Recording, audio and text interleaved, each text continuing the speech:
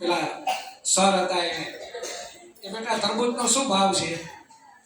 તો એણે કીધું કે 50 રૂપિયા બેબીએ. તો સરના જે મિસિસ હતા મેડમ એ એટલું એટલા બધા હોય કે તરબૂચ તો 30 રૂપિયાનું આવે કે. તો પેલી બેબી હતી કઈ બોલી નહીં.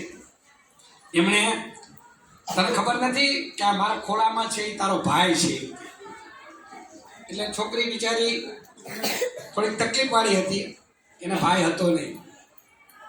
એકાદા વર્ષ પહેલા એના ભાઈનું કંઈક અવસાન થઈ ગયેલું, એટલે એ છોકરીને ભાઈ નહોતો.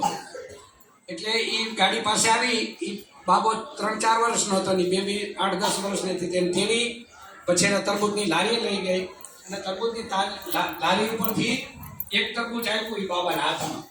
તો હવે 3-4 વર્ષનો બાળક હોય ને આપતી તરબૂચ ઉપડે ભરો ના પડે ને, તો એણે આમ કરીને આમ નીચે પડ્યું એટલે એ ફાટી ગયું.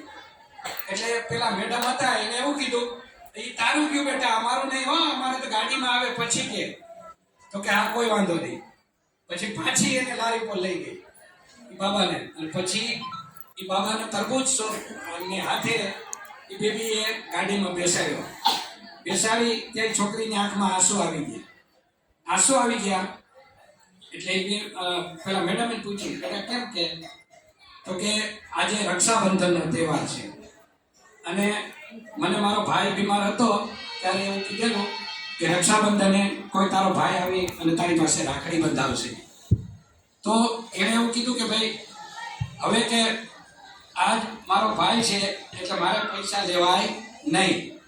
તો પેલા મેડમ પાસે જાંજરી હતી, એ જાંજરી 40-50 હજારની બેબીના પગમાં પહેરાવી દીધી મેડમે. તો પેલા સર હતા એને કીધું ભાઈ અમે તો 50 રૂપિયાની વાત કરી તોય ત્યાં કીધું કે આ બેબીમાંથી મને ઘણું શીખવા મળ્યું છે એવું. એટલે પછી એ લોકો પૈસા એ બેબીએ નહીં લીધા અને ત્યારથી એને ભાઈ માની લીધો એ છોકરાને. એટલે આવી વાત છે બેટા, તમે લોકો સારી રીતે ભણો, સારી રીતે આગળ આવો અને આગળ આવી અને તમારે જ્યાં જરૂર હોય, આ રાજ સાહેબે કીધું ને કે પાર્લામેન્ટ આપણી છે, દરવાજા આપણે ખખડાવી શકીએ ને, તો એવી રીતે તમે લોકો જ્યાં કહેશો કોઈ નહીં આવે તો હું તમારા ભેગો આવીશ, બરાબર? તો તમે લોકો જેમ આગળ વધો એવી અમારી એક તમને ખૂબ ખૂબ શુભકામના છે. એ સાથે મારું વક્તવ્ય પૂરું કરું છું. જય હિન્દ, જય ભારત.